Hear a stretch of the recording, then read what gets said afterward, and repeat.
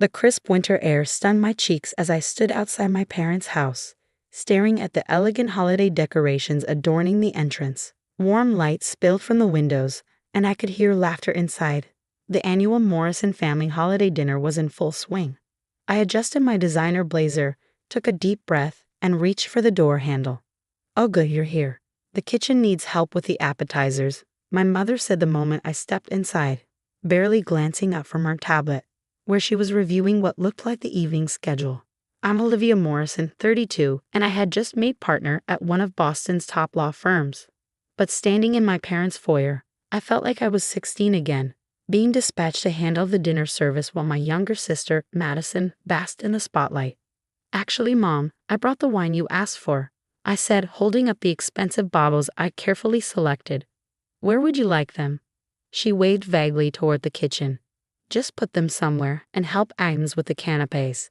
Madison will be here soon, and everything needs to be perfect." Of course it did. Madison, the golden child, was bringing her new fiancé to meet the family. The fact that I'd just achieved a milestone in my career, something I'd been trying to tell my parents about for weeks, seemed irrelevant in comparison. I made my way to the kitchen, where Agnes, our family's longtime housekeeper, was arranging appetizers on silver platters. Her face lit up when she saw me. "Miss Olivia." "Oh, thank goodness you're here. Your mother's been in quite a state all day." "When isn't she?" I smiled, setting down the wine bottles and rolling up my sleeves. "What can I help with?" As I helped Agnes arrange smoked salmon on blindness, I could hear more guests arriving. Aunts, uncles, cousins, the usual holiday crowd. A sudden burst of excitement erupted from the foyer, and I knew Madison had arrived. "My baby," Mom's voice carried through the house. "And Thomas, welcome to the family. Everyone come meet Madison's fiancé." I wiped my hands on a kitchen towel and headed toward the commotion. Madison stood in the center of an admiring circle, practically glowing in her designer dress, while a tall man with perfect teeth smiled beside her. Our mother had her arm linked through Madison's, beaming with pride. "Liv," Madison nodded when she saw me, her smile not quite reaching her eyes. "Nice of you to help with the catering." Before I could respond, Mom started ushering everyone toward the dining room. "Dinner's ready.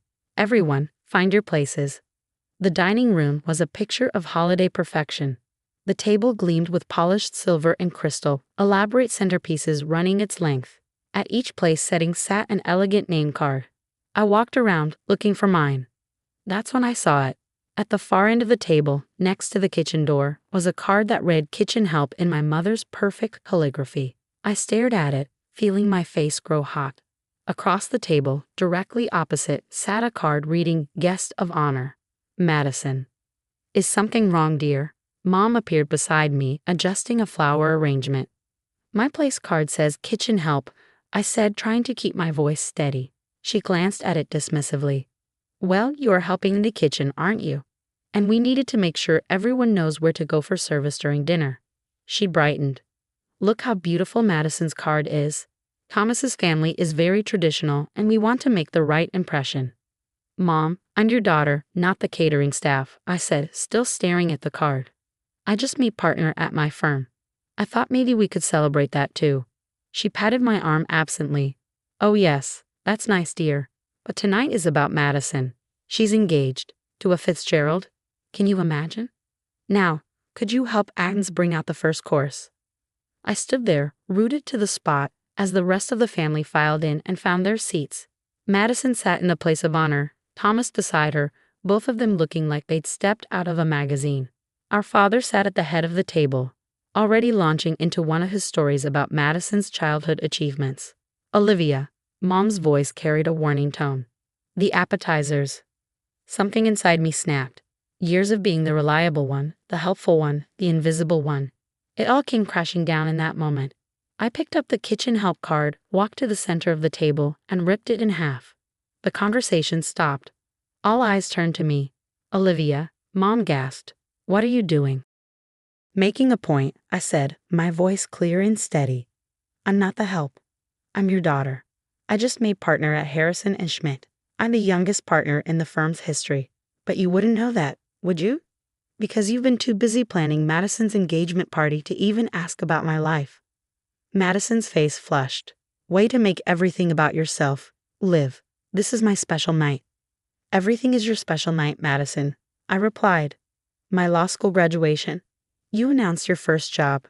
My first big case win. You had just started dating Thomas. I've spent my entire life stepping aside so you could shine, helping in the kitchen so you could hold court in the dining room. But not anymore. Now, Olivia, Dad started, using his lecture voice, your sister has achieved something wonderful. We should all support her. I laughed, but there was no humor in it. Support her?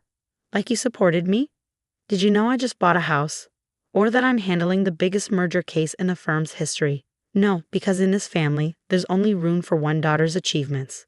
Mom stood up, her face tight with anger. You're being ridiculous. If you can't be happy for your sister, maybe you should leave. You're right, I said, reaching for my bag. I should leave, but not because I can't be happy for Madison. I'm leaving because for once in my life, I want to be happy for myself. And clearly, I can't do that here. The silence in the room was deafening. I could feel everyone's eyes on me as I walked toward the door, my heels clicking against the hardwood floor. Oh, and Mom. I turned back. You might want to call Ames for those appetizers. Your kitchen help is off duty. I walked out into the cold night air, got into my car, and drove away. My phone started buzzing almost immediately. Texts from cousins, calls from aunts, voicemails from my parents. I ignored them all. Instead, I drove to my office. The building was quiet, most people home with their families for the holidays. I took the elevator to the 40th floor, where my name was freshly painted on the door. Olivia Morrison, partner. Sitting at my desk, looking out over the Boston skyline, I finally let myself feel everything, the hurt, the anger, the liberation. Then I opened my laptop and started typing. It was time to make some changes. The next morning, my assistant, Sarah, found me still at my desk, surrounded by papers and empty coffee cups. Olivia, she asked, concerned. Have you been here all night? I looked up, probably as exhausted as I felt, but smiling. Yes, and I've made some decisions. Remember that pro bono case we were considering? The one helping small business owners protect their intellectual property. She nodded. We're taking it. All of them. And I want to start a mentorship program for female law students from underprivileged backgrounds. Can you set up a meeting with HR? Sarah's eyes widened. That's a lot. What brought this on? I glanced at my phone, which showed 47 missed calls and messages. Let's just say I had a revelation about the importance of supporting others instead of diminishing them. Oh, and I need you to clear my schedule for New Year's Eve. I'm hosting a dinner party. A dinner party? Sarah looked surprised.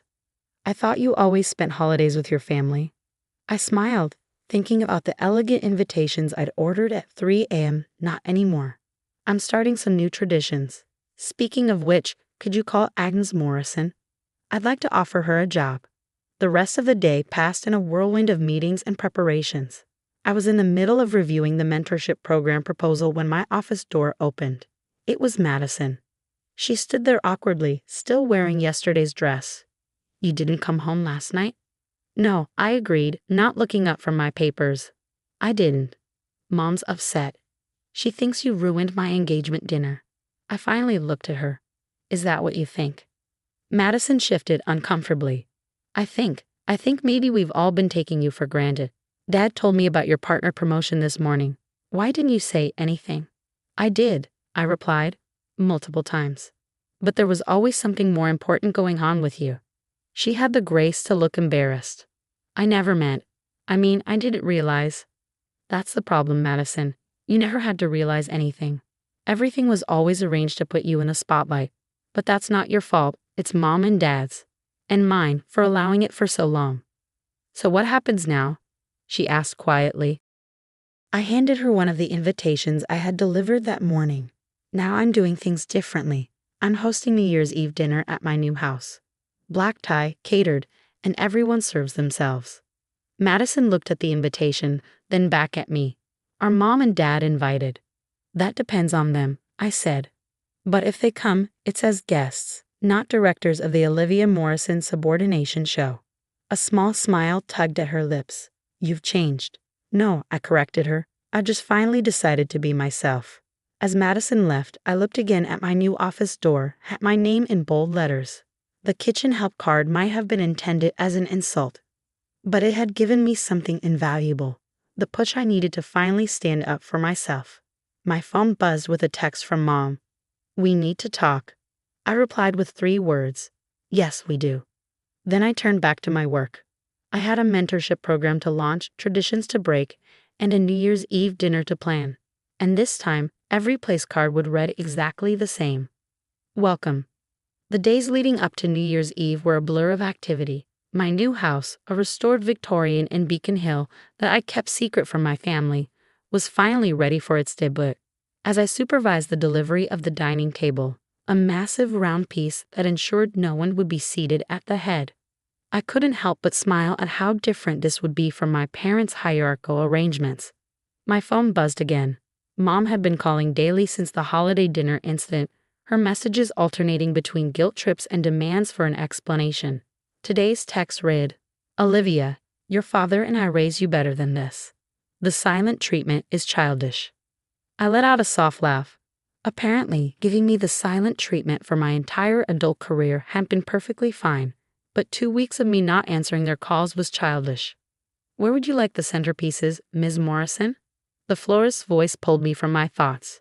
"Evenly spaced around the table," I replied, "and please call me Olivia." As I directed the final preparations, Agnes arrived, looking somewhat nervous in her new business attire.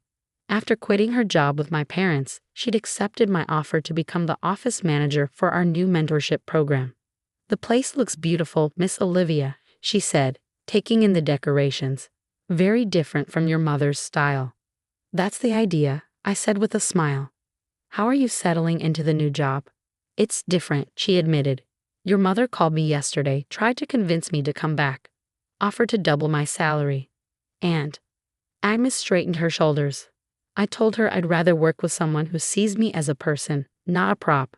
I hugged her impulsively. "You're going to be amazing at this job, Agnes." "We both are." The doorbell rang, and my stomach tightened. I'd finally agreed to meet with my parents before the party, hoping we could clear the air. Agnes squeezed my hand before heading to the kitchen, leaving me to face them alone. They stood on my doorstep, looking uncomfortable and out of place. Mom's eyes darted around, clearly cataloging everything that didn't meet her standards. Dad just looked tired. "Well," Mom said, her voice tight, "this is interesting." "It's my home," I replied simply, stepping aside to let them in. "Would you like a tour?" They followed me through the house, Mom's lips pressing thinner with each room. Finally, we reached the dining room, where the round table stood ready for tonight's party. Round? Mom couldn't contain herself. How will people know where to sit? Where's the head of the table? "That's the point," I said. "There is no head of the table. Everyone's equal here." "Olivia," Dad finally spoke, "we understand you were upset about the holiday dinner, but isn't this all a bit excessive?" I turned to face them both. The holiday dinner wasn't the problem. It was just the final straw. "The problem is that, for my entire life, you've treated me like I was less than Madison. Less worthy, less important, less everything." "That's not true," Mom protested. "We love you both equally." "Really?" I pulled out my phone. "Let's review. Madison's college graduation, full family celebration, my law school graduation. You left early because Madison had a date. My first case win. You were too busy planning Madison's housewarming. Making partner. You didn't even hear me when I told you because you were too excited about Madison's engagement." "We were just trying to encourage your sister," Dad said weakly. "No, you were trying to create a hierarchy where one daughter always had to be less so the other could be more. But here's the thing, I'm not less. I never was. And I'm done pretending to be." Mom sank into one of the dining chairs, her perfect posture crumbling. "So what are you saying? You don't want to be part of the family anymore?" "I'm saying I want to be part of a family that values all its members, not just the ones who fit your perfect mold." Dad looked around the room, taking in the place cards that all simply read welcome, the equal spacing of the settings, the careful balance of everything. "The mentorship program you're starting," he said slowly. "Tell me about it." I blinked, surprised. It was the first time he ever asked about my work without immediately connecting it to Madison. So I told them. About the young women we'd be helping, about Agnes's new role, about my vision for creating opportunities for people who'd been overlooked. As I spoke, I saw something shift in their expressions. "You've really thought this through," Dad said when I finished. "I've had years of experience being the overlooked one," I replied. "I know exactly what needs to change." Mom stood up abruptly. "I should help Agnes in the kitchen." "No," I said firmly. "Agnes isn't the help anymore. She's a guest tonight, just like everyone else. If you want to stay for the party, you'll need to accept that things are different now." They exchanged a look I couldn't quite read. Finally, Mom spoke. "We'll need to change for the party," she said stiffly. "What's the dress code?" "Black tie," I replied. "And Mom? Leave your calligraphy pens at home. The place cards stay as they are." After they left, I leaned against the wall, letting out a long breath. It wasn't perfect, but it was a start. The party began at 8. Guests arrived to find a house transformed, not just by decorations, but by purpose. My colleagues mingled with my relatives. Agnes chatted confidently with senior partners, and Madison, who arrived looking uncertain, found herself in an animated discussion with one of our new mentees. I watched from the sidelines as my two worlds collided and merged, creating something new and unexpected. My parents returned, dressed appropriately but still looking slightly lost without their usual roles to play. The moment of truth came when dinner was served. Everyone found their welcome cards and seats naturally, the round table encouraging conversation and connection. Mom opened her mouth as if to direct the seating arrangements but stopped herself when she caught my eye. As the evening progressed, I saw small but significant changes. Mom actually listened when one of my colleagues complimented my recent court victory. Dad asked Agnes about her new position without any condescension. And Madison, surprisingly, seemed to be thriving in an environment where she didn't have to be the center of attention. Near midnight, as everyone gathered for the countdown, Mom approached me. "This is not what I expected," she admitted. "What did you expect?" "I don't know. Something angry. Something meant to punish us. But this," she gestured at the happy crowd. "This is about building something, isn't it?" I nodded. "I'm done tearing things down, Mom, including myself." She was quiet for a moment. "The place cards at Christmas. They were wrong. I was wrong." It wasn't quite an apology, but for my mother, it was seismic. The countdown began. As everyone cheered, "Happy New Year," I felt a profound sense of rightness. This was how change happened, not with grand gestures or dramatic confrontations, but with small shifts, new traditions, and the courage to create spaces where everyone could thrive. The old year ended with me as kitchen help. The new one was beginning with me as exactly who I was meant to be, no more, no less, and finally, wonderfully enough. The impact of New Year's Eve rippled through the following months in ways I hadn't expected. My parents, while not completely transformed, began making noticeable efforts to change. The first sign came when Mom showed up at my office unannounced one February morning. "I brought lunch," she said, holding up a bag from my favorite deli. "If you have time." I did barely. The mentorship program was taking off, and my regular caseload hadn't gotten any lighter. But something in her expression made me clear my schedule. "Your father and I have been talking," she said as we sat in my office. "And we've been looking back at photos." She pulled out her phone and started scrolling. "This was your law school graduation. We left early because Madison had that date with the senator's son." She swiped again. "This was your first big case win. We barely acknowledged it because we were planning Madison's housewarming." "Mom," I started, but she held up her hand. "Let me finish." Each photo showed the same thing: you achieving something remarkable, and us looking the other way. When did we start doing that? When did we decide one daughter had to dim so the other could shine? I sat back, studying her face. I think it happened so gradually we all just accepted it as normal. "Even me." She nodded slowly. "I keep thinking about those place cards. Kitchen help. What kind of mother labels her own daughter that way? The kind who forgot she had two daughters to be proud of," I said quietly. Tears welled in her eyes, something I'd rarely seen. "I don't know how to fix this, Olivia." "You start by seeing me, Mom, really seeing me. Not as Madison's sister, not as the reliable one who helps in the kitchen, but as me." That lunch marked a turning point. Small changes began to appear. Mom started calling to ask about my cases. Dad began forwarding articles about women in law, actually engaging with my career. They weren't perfect. Old habits die hard. But they were trying. Madison, surprisingly, showed the most dramatic transformation. She showed up at one of our mentorship events in March, asking if she could volunteer. "I've been thinking a lot about that night," she said as we set up chairs. "About how it felt to not be the center of attention for once. It was freeing." I looked at her skeptically. "Freeing? You've spent your whole life being the star of every show." "Exactly," she sighed. "Do you know how exhausting that is? Always having to be perfect, always having to outshine everyone. I never asked for that role, Liv. Mom and Dad just put me in it, and I didn't know how to say no." It was a perspective I'd never considered, that being the golden child might have its own kind of prison. "What about Thomas?" I asked. "How's the wedding planning going?" She twisted her engagement ring nervously. We called it off, actually. After New Year's Eve, I realized something.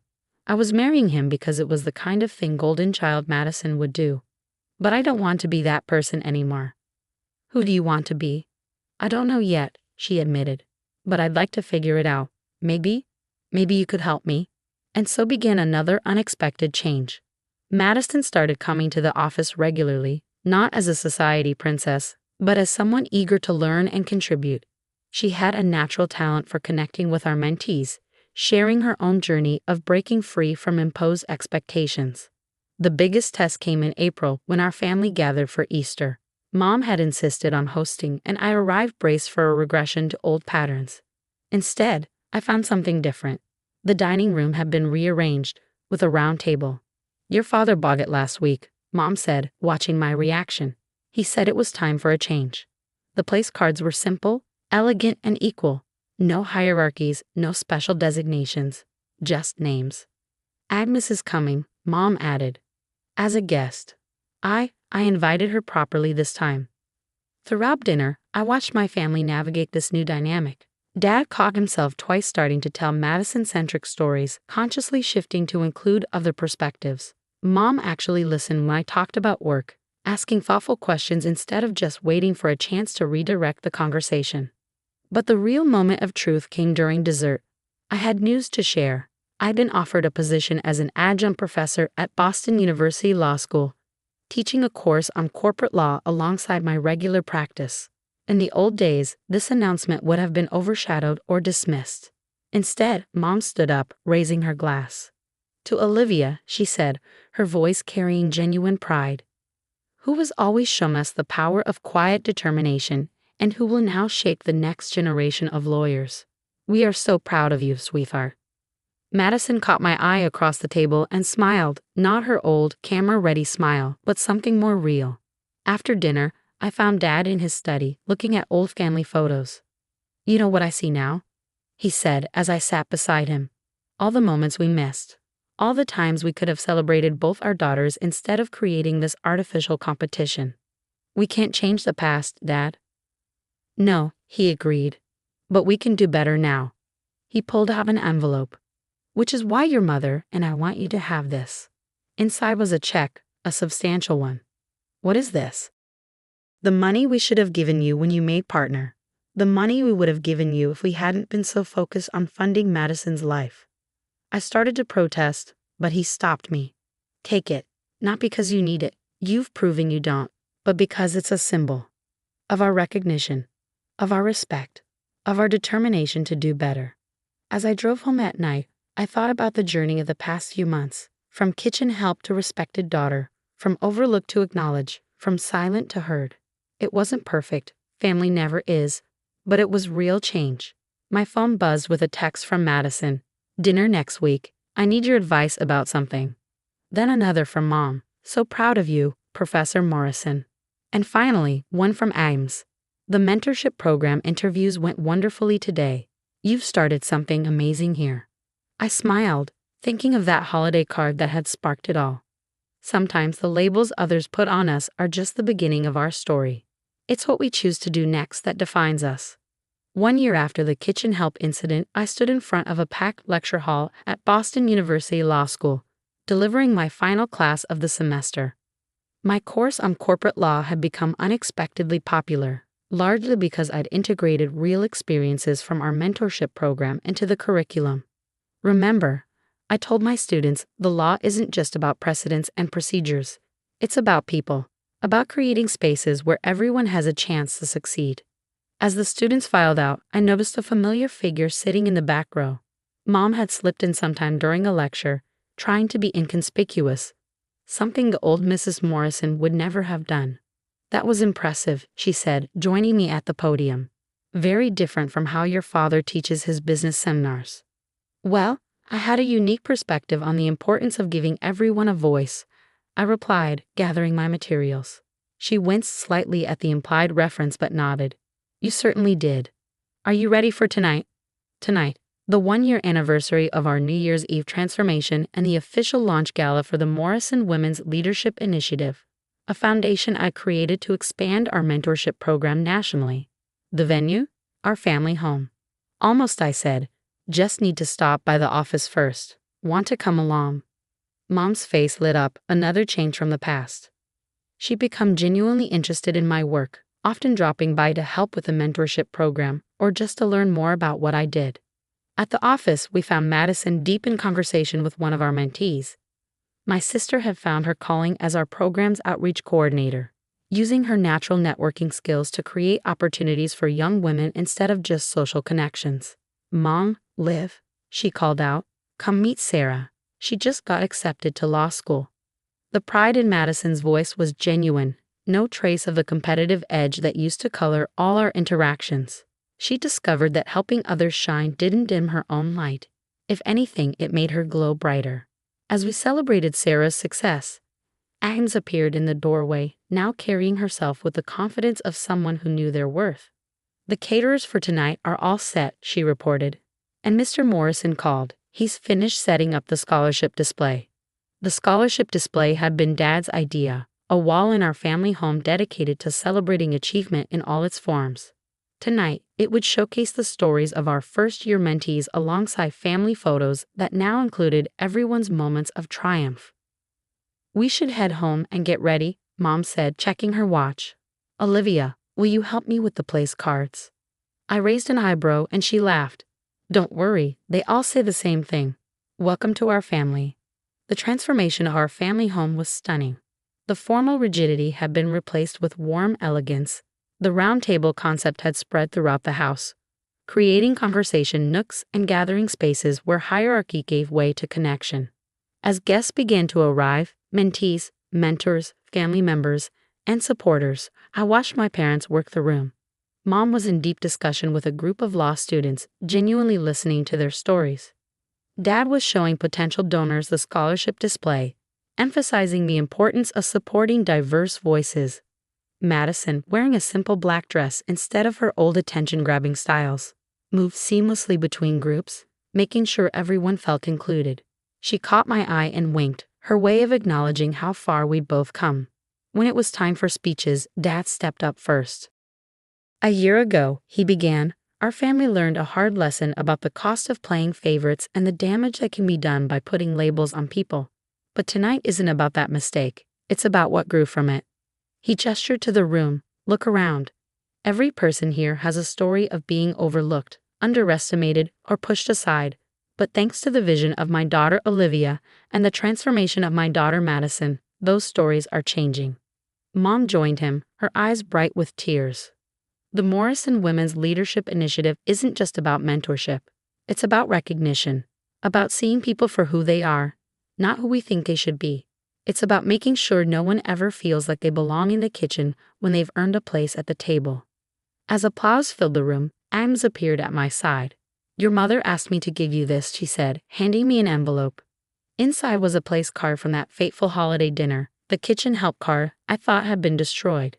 But underneath it was another card, written in Mom's elegant calligraphy, Professor Olivia Morrison, founder and inspiration. Keep them both, Mom said softly, joining us. One to remember where we were, one to celebrate where we are. I hugged her tightly, feeling the last walls between us crumble. Later that night, as the party wound down, I found myself in the kitchen, by choice this time. Madison joined me, bringing 2 glasses and a bottle of wine. Remember when we used to fight over who got more attention? She asked, pouring. You always won, I reminded her. No, she shook her head. I just got more spotlight. You got stronger. Look at all this, Liv. You've created something amazing, and you did it not because of the attention, but because it mattered. We clinked glasses, sisters instead of rivals, each comfortable in our own light. To labels, I said. And the people who transcend them, Madison finished. From the dining room, I could hear Mom showing off the new round table to guests, proudly explaining its significance. Dad was in his study, already working on plans to expand the scholarship program. The KitchenHelp card sat in my bag, no longer a symbol of exclusion, but a reminder of transformation. Sometimes the labels others put on us are just the beginning of our story. It's what we choose to do next. How we rise, how we grow, how we help others rise with us. That writes the ending. And this ending, it was better than anything I could have imagined when I first saw that card a year ago, because sometimes the best revenge isn't getting even. It's getting better and bringing everyone along with you.